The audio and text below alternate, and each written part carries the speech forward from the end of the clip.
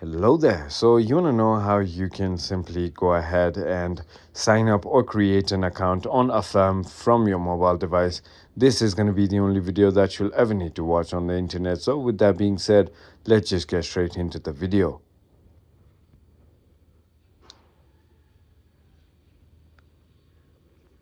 Now, all you need to do is simply go ahead and open your App Store and then search for Affirm, just like I'm doing.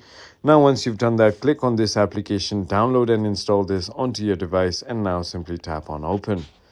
Once you've done that, simply tap on this sign in button down here, and it's going to take you to this window where you want to simply tap on don't have an account, create one right over here. And once you do that, you're going to be taken to this page where it's going to ask you for your mobile number.